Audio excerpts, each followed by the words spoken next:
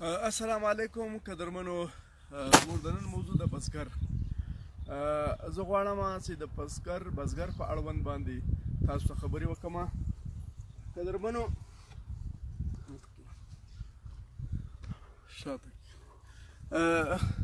قدرمنو زما د نن موضوع بزګر دی او په زراعت کې چې کوم علم بزګر لري، زراعت یعنی کښت، کرونده، باغ کرل، باغ لویول، باغ پالل، کوم علم چې بزګر لري دا علم له هیچا سره هم نشته. دا علم له ډېرو وکیلانو سره نشته، دا له سیاستدانانو سره نشته، دا علم له ډاکټرانو سره نشته. مطلب دا اوس د انګورو تاک دی، دا تاک وینې ستا، دا تاک ته په ټیم اوبه ورکول، دا تاک ډاکټري کول چې بیا پر روان پسرلي کې ښه انګور وکړي، او دې تاک ته انبار او خاوره ورکول، دا علم نه له ما سره شته نه له بل چا سره شته. او د دنیا عظیم علم څه دی؟ هغه زرعي علم دی. د زراعت علم څه دی؟ دا د دنیا عظیم علم دی. زراعت څه دی؟ خوراک، میوه، دا ویټامینز پیدا کوي، دا پروټین پیدا کوي، او دا انسانان ژوندي ساتي. ډوډۍ، غنم، میوه، دا شیان څه دي؟ زراعت، سبزي، پل، دا څه دي؟ دا انسانانو ته ویټامین ورکوي، د انسانانو دماغ قوي کوي، انسانانو ته طاقت ورکوي چې هغه به بیا ژوند وکړي.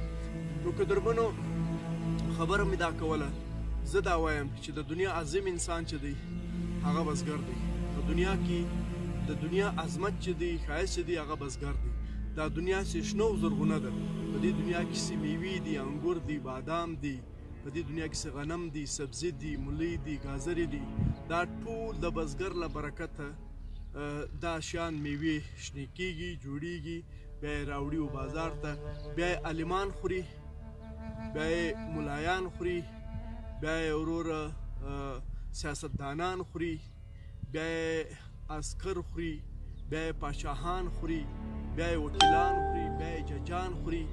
بیا د دغه خلکو دماغ کار شروع کړي چې دغه د بزګر خوراک د دې نسلونو ته ورسیږي.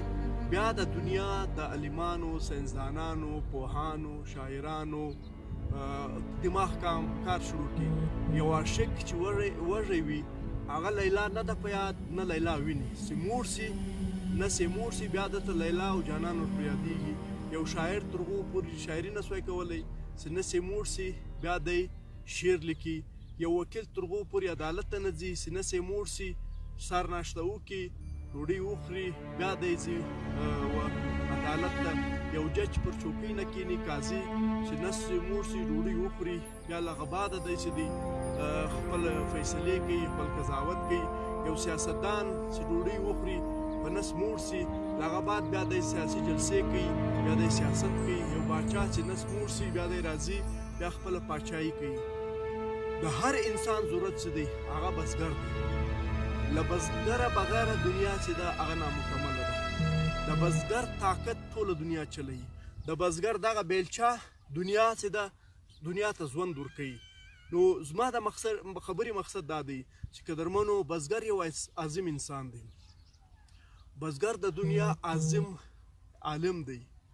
ټول عالمان دی په خپله بیلچه، په دغه بیلچه ژوندي ساتي.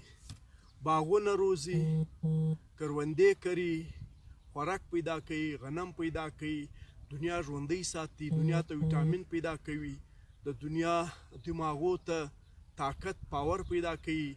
نو د دنیا عظیم عالم څه دی؟ د دنیا عظیم عالم بزګر دی. او د بزګر بیلچه ټوله دنیا چلوي، د ټولې دنیا نسونه مړوي، و ټولې دنیا ته طاقت ورکوي. نو زما مقصد هم بزګرو، نن بزګر یو عظیم انسان چې موږ په خپل ذهن کې دی یو ډېر په سپکه سترګه ورته ګورو. د ده عظمت ته باید موږ سلام وکړو، د ده پوهې ته باید موږ سلام وکړو، د ده علم ته باید موږ سلام وکړو، او بزګر وستایو، د بزګر عزت وکړو، احترام یې وکړو، بزګر ته په سپکه سترګه ونه ګورو، او د بزګر بې عزتي ونه کړو. نو قدرمنو، خبره مې د بزګر شروع کړه او د بزګر اهمیت چې موږ زه دا په یقین سره وایم چې تر نننۍ ورځې پورې به د بزګر وجود چا داسې نه یې محسوس کړی لکه ما چې محسوس کړی، لکه جمال طریق چې محسوس کړی.